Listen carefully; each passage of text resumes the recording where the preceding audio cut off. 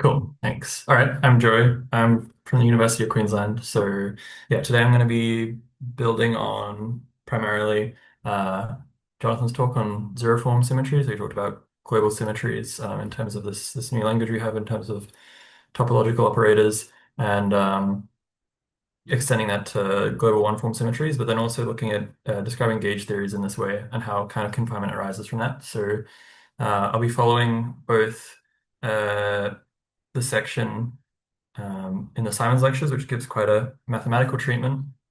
Let me actually share my screen before I say anything else. Okay, so I have slides, so hopefully I haven't actually practiced this at all. I finished the slides a few minutes ago. So hopefully this actually goes the length of it, but if not, we can probably have discussion. Um, but I'm also looking at, let me just scroll down to the references. I'm also using these notes on generalized symmetries, which give a lot more of an intuitive uh, approach to it, I guess, and frames it in terms of some nice examples, like in terms of standard Maxwell gauge theory. Um, so yeah, okay, let me get started. I've got some notes, I guess, that I can follow along with. But yeah, okay, so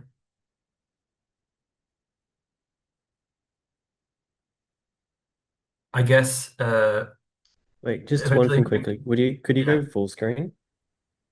uh, Can you put the I'm slides not, into full screen? Is that possible? Does that um, work? is it like Oh a no. Alt Enter or something, right? I don't know. Um, they seem to have vanished now. Yes, Does that button on the right next to the cog work? Does that that's do what I just. anything? Oh, I see. Uh, Wait, no. Oh, it's basically the same. yeah. I, That's okay. I think this is fine.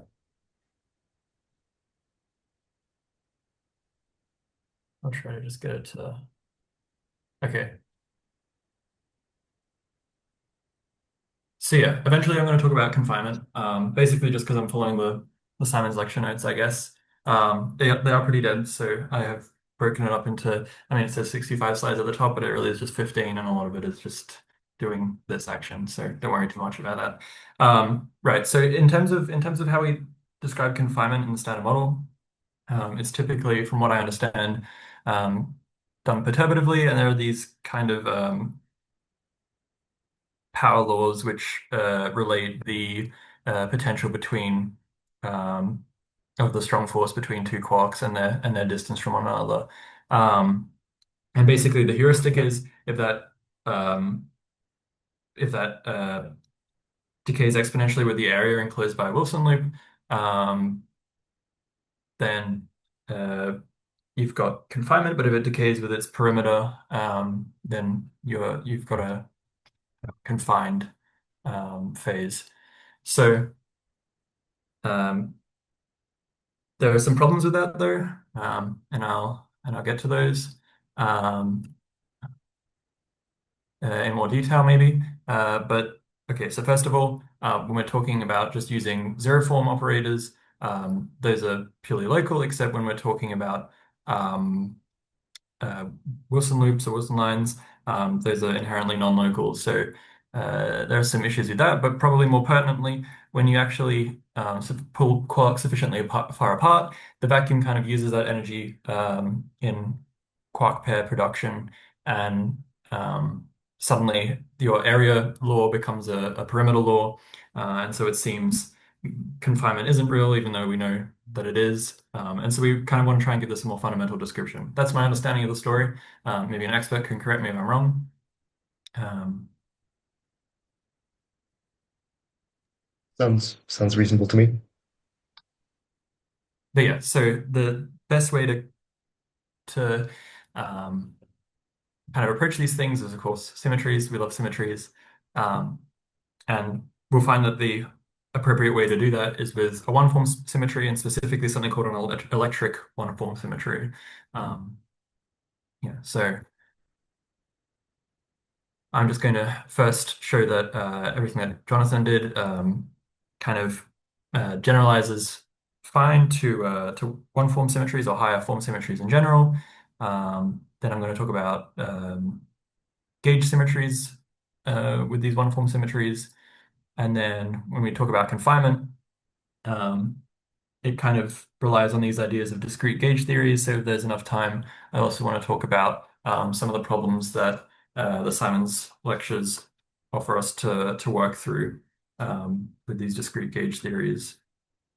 Um, yeah, so, all right, first of all, let's talk about one-form symmetries. So, yeah, the picture was as a topological operator, basically, you have these codimension one surfaces. So, in 4D spacetime, these are these 3D spatial slices that act on our charged operators. So these zero-dimensional points. Um, but in general, the charged operators for any p-form symmetry, if you want to just generalize it, you've got some uh, p-dimensional surface for your operator, your charged operator. So one form symmetry, for instance, is some parameterized curve in some representation, and p-form symmetry is then going to be a d minus p minus one dimensional operator. And yeah, importantly, just like in the case of the zero form symmetry, it's invertible and topological. So for one form symmetries, yeah, like I said, simple example is just the Wilson line. So kind of if we want to break down what this expression actually is, inside the integrand here, we're just taking our gauge field and looking at basically integrating it around some closed path. So we're looking to measure its holonomy, basically. Um, and then just exponentiating that to get some kind of, because this exists in the algebra, so we want to bring it to the group, and then we just path order it and take the trace in a given representation, and that looks at getting some gauge invariant scalar quantity to do with the holonomy of the gauge field around some loop. Okay, but this operator, as I said earlier, it's non-local. Um, and so naively just using uh, zero form operators, symmetry operators on this um, is going to be not well behaved. It's a non-local kind of issue. Yeah, so the idea is to build in the same way that we built these charge operators for p equals zero form symmetry.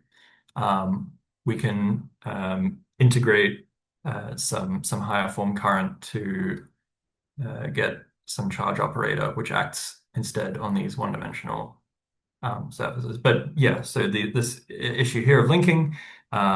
So linking is essentially uh, if I don't know if I have a picture of this.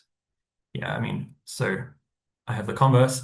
Um, these uh, charge operators here are linked if kind of the surface in which the operator bounds is uh, coincides with the charge operator that we uh, care about. Okay, so I guess the point I was trying to make here, though, um, this charge operator kind of only sees these line operators when they actually link, and this is how you use Noether's theorem.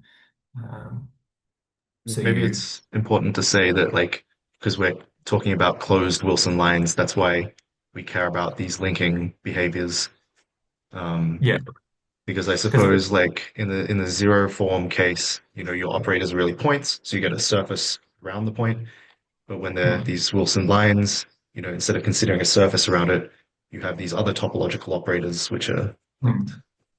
linked with them, like Yeah. yeah, like some non-trivial knot, I guess, right?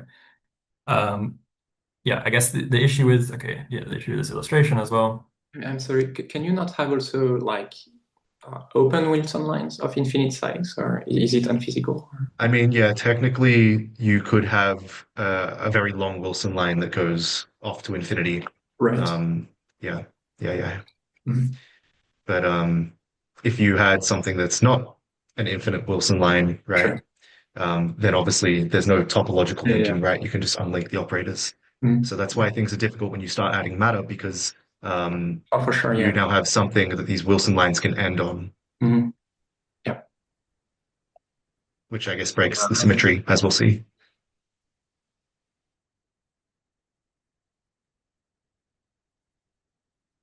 Sorry. I mean, I didn't really talk about that so much in detail.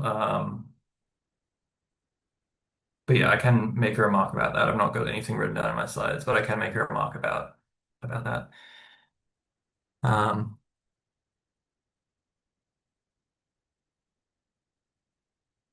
okay, yeah. So yeah, as exactly as Jesse was saying, So just to um, interrupt you, yeah. if could you go back to the slide? When you say compatibility with Noether's theorem, in what sense do you mean by that? Because say like we Um, haven't discussed like Noether's theorem for these like higher form symmetries yet. Will you be doing that later in the slides? no, I don't show it explicitly, but I mean it is just converting it into the language of differential forms, and then I mean it falls out in the exact same way. But the Okay. idea of it, yeah, the topological condition just means that basically you can move from one of these surfaces to another. I mean, I guess it lets us Like do if you exactly the follow. construction that we did last week. Except I Yeah, guess I last week see. we only looked at the zero form, but everything works like basically exactly analogously, right? Because we didn't really have to assume that there were point-like operator insertions. We actually Hmm. did everything sort of independent of that. Yeah.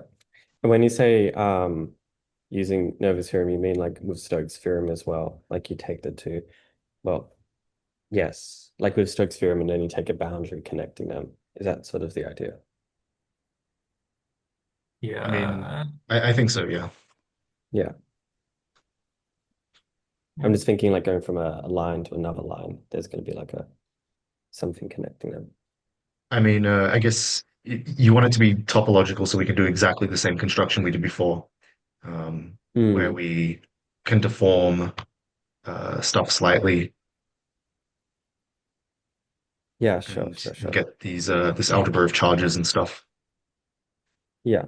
I don't know. I've just been going through all the proofs, so trying to systematize like the proofs from the lecture, like last week's lecture. So I'm just it's on the tip of my tongue thinking about like how to actually formally prove these things, but at least for the Nova charges. But yeah. Anyway, we can discuss it at the end as well. Yeah, sorry for just derailing.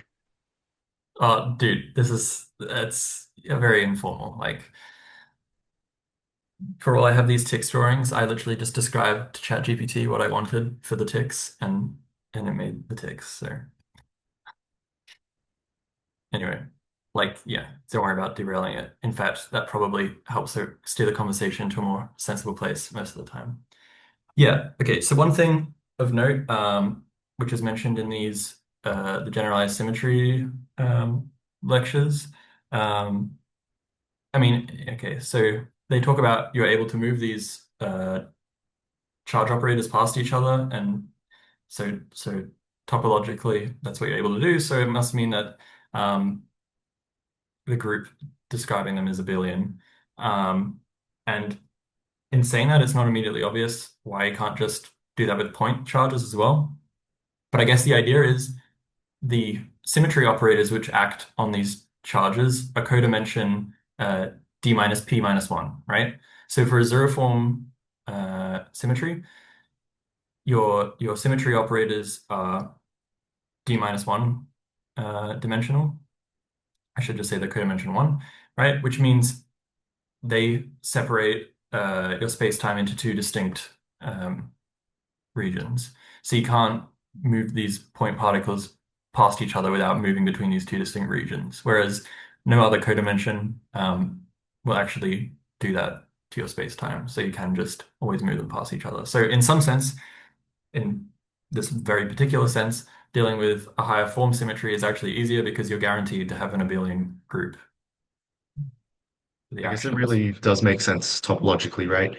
Because you have a charge, sorry, an operator insertion, like a particle, and if you have a sphere around it, and if you have another sphere around that, Yeah. it's very clear that if you want to rearrange the order of the spheres, it's not topologically trivial. Whereas I guess if you have a line with two different like loops around them, you can easily stretch one loop over the other. Yeah. So yeah, And from a those are those, topological point of view, it's yeah. plausible. Those are those symmetry operators that you're moving Yeah, past each other, I guess, is yeah, is the main point, right? You can't do that with codimension one surfaces. yeah. Yeah. Um, yeah. So exactly. So if you're so this is talking now about gauge symmetries, to be fair. But if you have some gauge group which is like SUN and it's not abelian, you're one form symmetry group. So this is the exercise that we'll see later. It comes from the center of the group. It's yeah, always going to be abelian. Okay. So basically the two kinds of one form symmetries we can have in a gauge theory come from um, uh, basically just treating, first of all, your field strength like a Noether charge, um, and uh, taking the Hodge dual and integrating that, and that's how you get your conserved quantity. The other way is to look at the electromagnetic dual, and that turns out to be basically the only other option. Um, so I'm giving a general construction here. You just start with some two-form current, and you get some conserved charges, so matrices of scalar functions depending on your gauge group. Um, yeah, which just come from the same way. Instead of integrating over codimension one surfaces, you integrate over codimension two surfaces. Um, and yeah, so for uh, because they're abelian, I mean this is my interpretation. Because they're abelian, you can just parameterize it like this, right?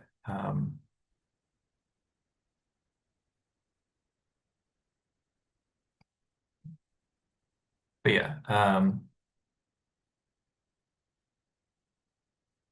I guess, yeah, let me just talk about this in terms of actual gauge theory. So from gauge theory, our field strength is given by the exterior derivative of a gauge one form. So just mathematically, without invoking any dynamics, we have that is exterior derivative vanishes.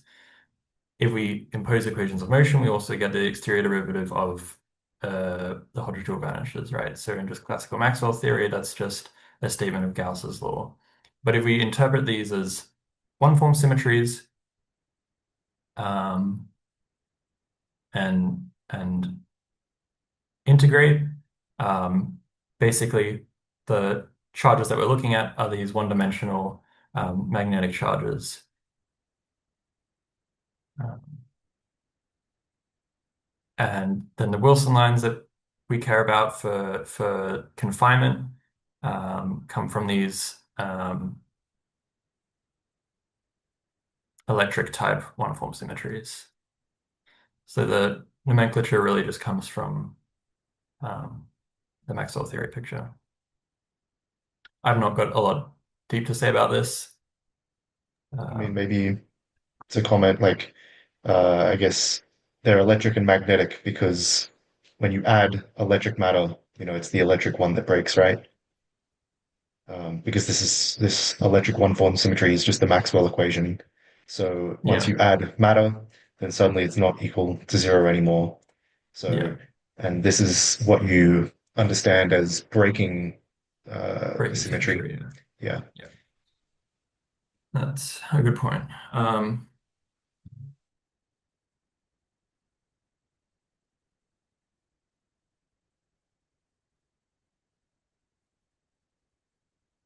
I mean, does this need to be for gauge theory? I mean, or could we just construct, like, can we construct these ones just from like a global view on symmetry?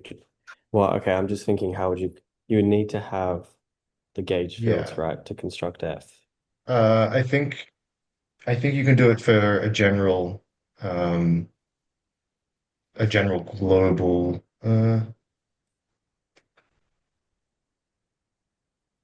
Because I mean, there's certain subtleties with the Noether's theorem, the gauge theory. I mean, yeah. part of like the Noether's second theorem comes from is applied for gauge theory. I mean, I haven't gone through all the technical details of it. I'm still trying to understand it, um, but yeah. I mean, I guess in theory you could do a similar thing with just a background field, but Yeah, that's what I'm thinking. Like, can you do this with a background field? Does it need to be a gauge field? Like, is there any? I mean, you wouldn't have the electric one form symmetry, you'd only have magnetic, but like, is that much of an issue or? um I guess it depends. Mm,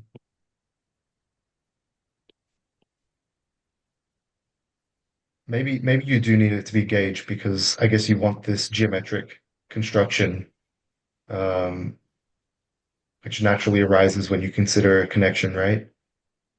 Because you Hmm. need,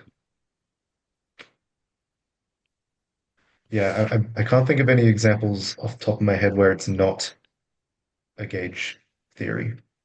Also, for background fields, they're often assumed to be flat, right?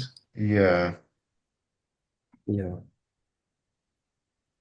I'm just wondering about something slightly different. So the B field in string theory is a two form, yeah, but that is space-time dependent. So I guess it's more to be assimilated to a sort of like two-form gauge field, right? Mhm. Um, Um, I think you can think of it as a one form, right? Because this F we uh, I mean, the B well, I field mean it's got two right, indices. Yeah, yeah, yeah, yeah, is a two form, but its yeah, field strength is a three form, yeah, which we yeah, often assimilate to a sort of torsion, right, associated to the metric. yeah, But I'm just wondering, like, when considered as an actual gauge field, whether one can also associate to it. So it wouldn't be a one-form global symmetry, but a yeah, two-form global symmetry, I guess. Just yeah. wondering. I think you probably could, right? Right. I think that's the idea is that you can Mhm. take these objects. Right. Uh, yeah. I mean, it would be natural, right, to have any anti-symmetric tensor and do some construction like this. Yeah. I'm just thinking about those flux backgrounds that admit a non-trivial B field. Sorry, DB. I'm sure someone's done it. Yeah, yeah. Um, yeah, but I think that's correct. Mhm. Oh yeah, could you also quickly comment the difference between a magnetic line and a yeah, so the electric lines Wilson lines, and then I've heard that the magnetic lines are Tooth lines. To be honest, I still don't know the difference between what they are. Could you say a bit about that? Um, I mean, So as the far charged as objects and they're just charged differently, I think. in what sense? Like, what does that mean? Um, well, the magnetic charge lines just correspond to topological defects. They're like a line of magnetic monopoles, right? Yeah, okay, but I'm just thinking, how do you write this down formally as an equation? Like, how does this come into the picture? Um, there is an equation in the Simon's lectures, which just uh, essentially corresponds to integrating up to some phase factor the maybe it's worthwhile me finding the actual Yeah. just be a moment. I'll just pause my screen sharing.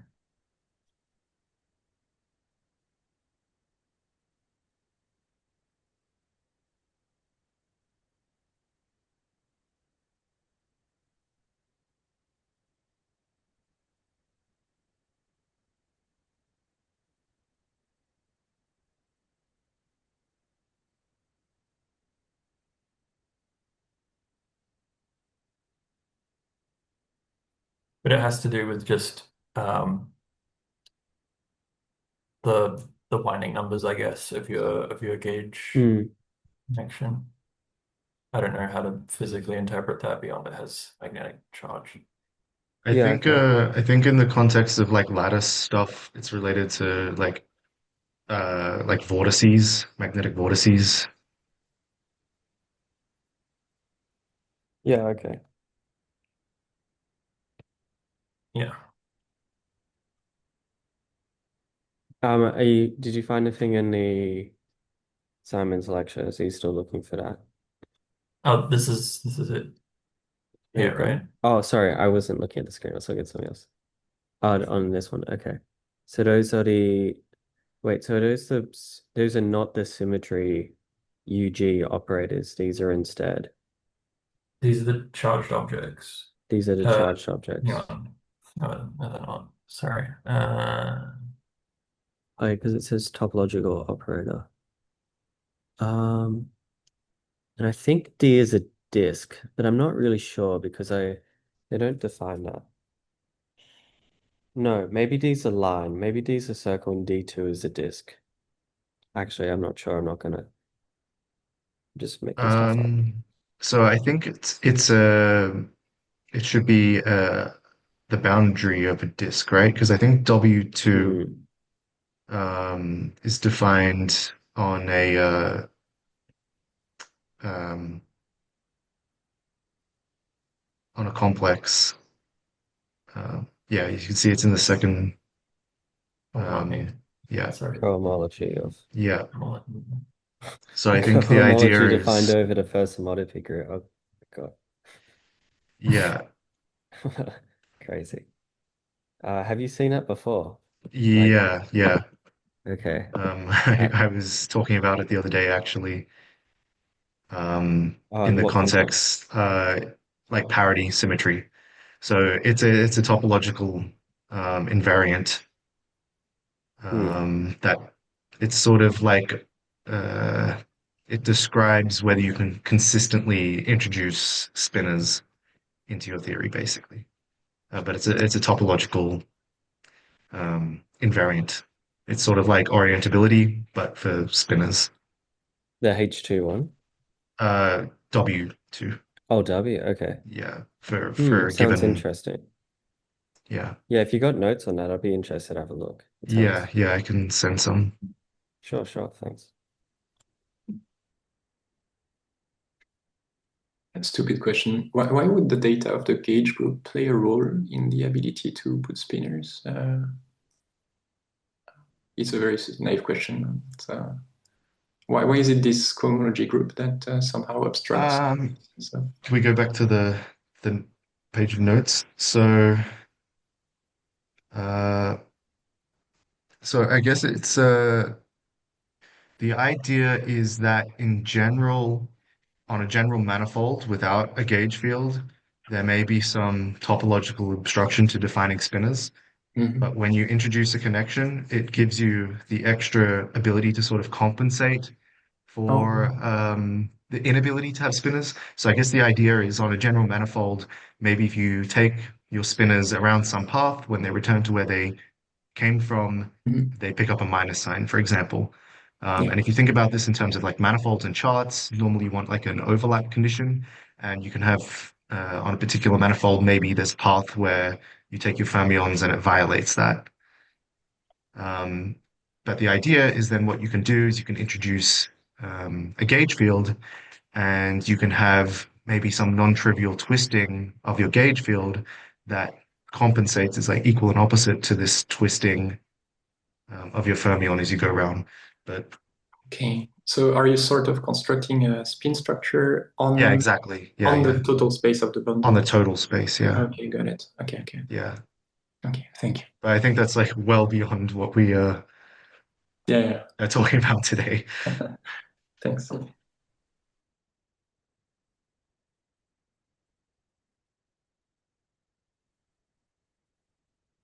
Yeah, I kind of realized going into this. Well, thank you, Jesse, for teaching us all, basically. No, it's only Um, because it's fresh in my mind. Okay, so I guess what's the upshot of all this? Like, cool, we can describe symmetry. We can describe geometric features like closure, and we can describe dynamics using these different one-form symmetries. Um, but yeah, I guess one thing to note, of course, is that uh, this doesn't hold in the presence of charges, like Jesse was saying, and I guess the result of that is that um, electromagnetism is not confined, right? Um,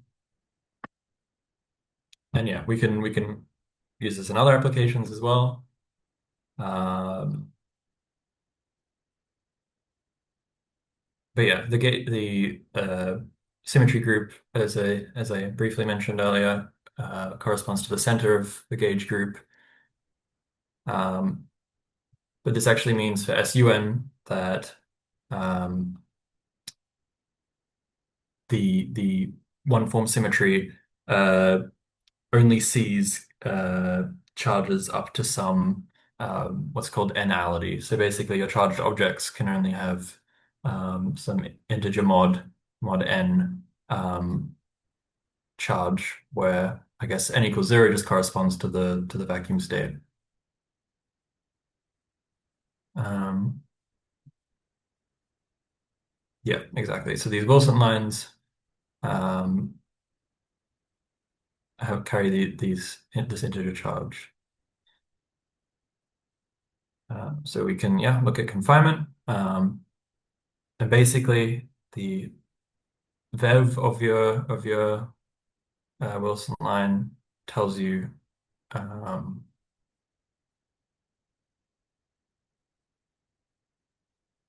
how this describes how confinement works. So um,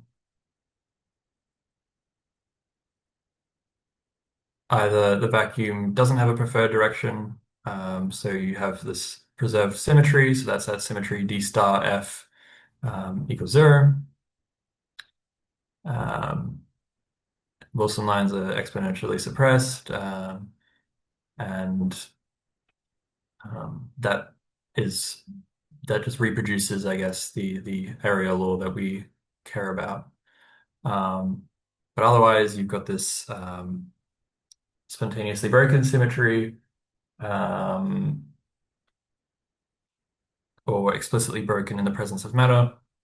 And in that case, yes, the vacuum has a preferred direction. You're in, I guess, a Higgs phase, and you retrieve that perimeter law. Um, yeah, I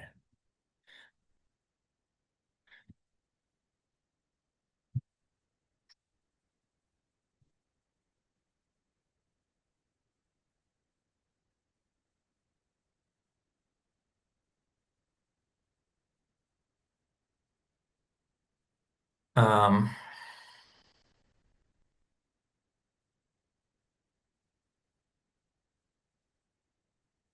I guess basically if we insert some Wilson line um, in a phase where the electric one-form symmetry is preserved, basically you're going to have some linking with some of these um, excited states, um, and yeah, that just corresponds precisely to the area law, because the larger you make the area bounded by the Wilson loop, um, the um, the greater, right, um, that vev of the Wilson line is. So this is kind of the picture to think about, I guess.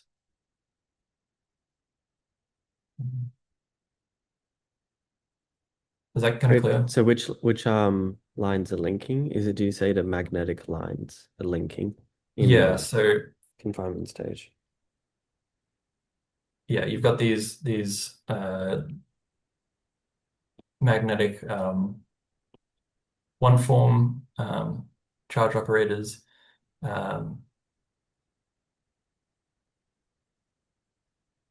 Yeah, and they're linking with the Wilson line. The Wilson line that you've Wait, no, inserted. no, Wilson line would be electric. Yeah, which you've inserted. And you're basically Yeah. just using it as a probe, right? As you vary how you've inserted it, you can see that basically it's Vev scales with its area, and so because as its area scales, kind of the idea is the more of these magnetic one forms that it links with. Yeah.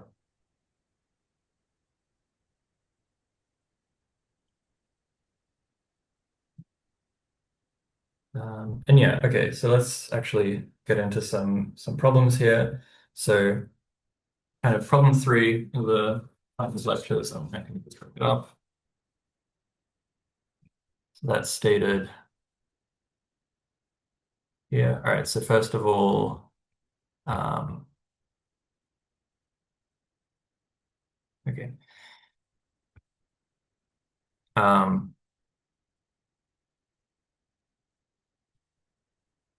Yeah, here's just our expression for our Wilson loop. And basically the result is when we insert some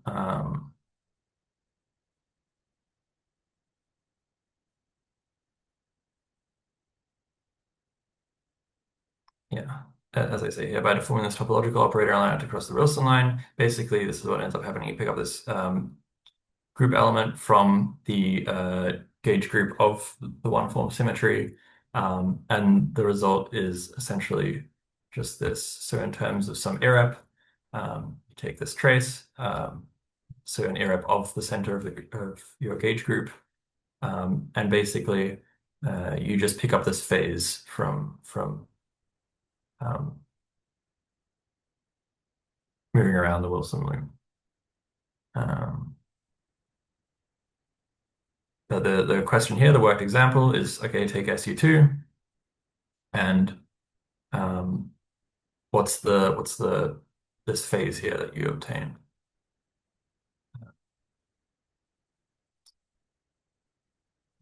Yeah, okay, so I do briefly describe it here.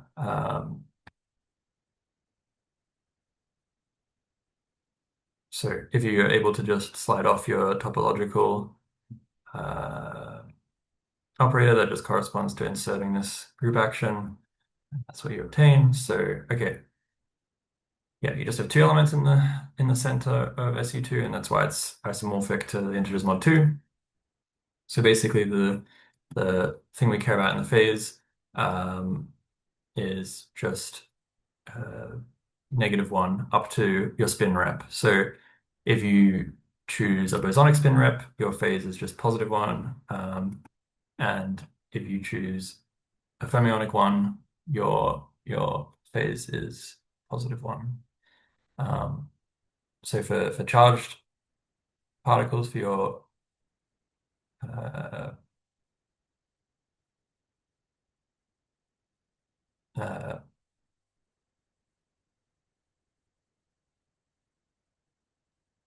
yeah, so what I mean to say is, sorry, your half integer particles are the ones that are charged.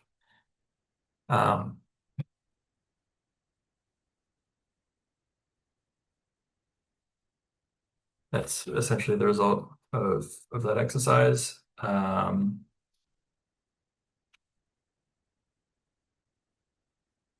Wait, one thing is, do you know where the formula for the trace one comes from? Oh, that's So just where's using the Wigner D matrix forms. So the what, sorry? yeah, I don't have working, but I'm going to just bring it up. That's okay. I mean, okay, so first of all, we know that, I guess, okay. I mean, this is how we can get irreps of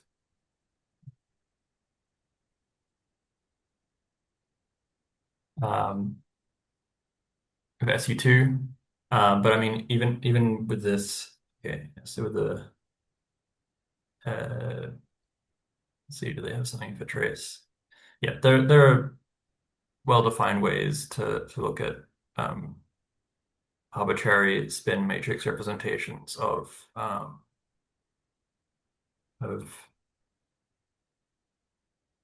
SU2 elements. But we're just caring about the center, right? And um, the only two elements of the center of SU2 are plus or minus the identity. So their trace is really trivial to evaluate. And I guess the dimension of Wait, those, just one thing is this related to the representation theory of SU2? I mean, but what is the difference between this and a general picture of the representation theory? um, Or is it just another equivalent way to describe it? so this is talking about the one-form symmetries that arise from an SU2 gauge symmetry. So we Hmm. start with SU2 gauge symmetry, we construct um, one-form symmetries, and we're basically asking what objects are charged and which are uncharged. Um, Yeah. and so the different representations we can have of SU2, the spin representations, which have dimension 2s plus 1, right?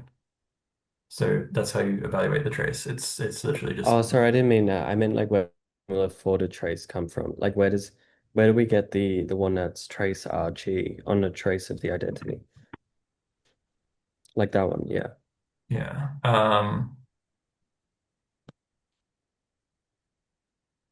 Do you know how to compute it?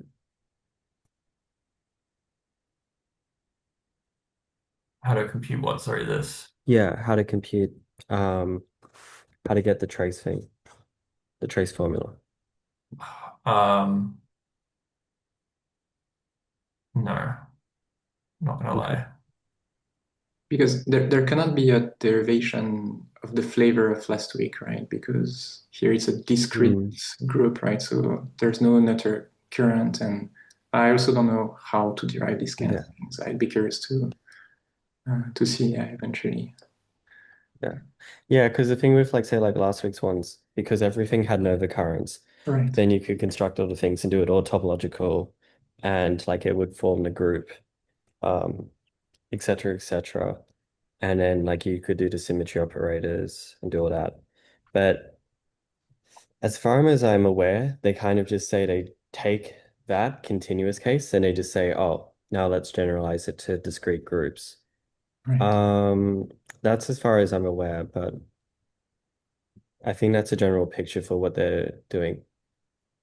For example, seeing like in some of the lecture notes that I've seen online, a lot of them, they don't actually go into detail about how to prove some of the statements that they make about the topological operators. They just kind of like posit the properties. And then also again another thing, like I was mentioning last week, that's important. Oh, the lights are all going off in this room. I got to turn them back on. Is everything is only like well defined really inside a correlator, as far as I can see. Right. Yeah.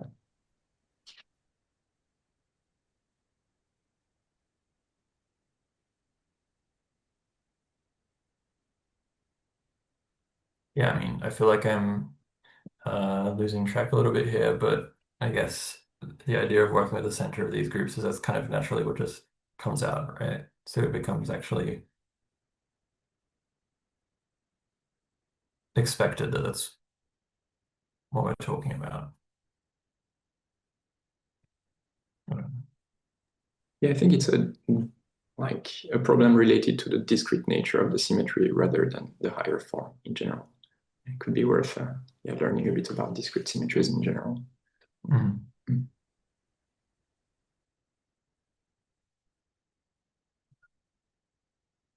All right, yeah, but I don't really have much else to talk about.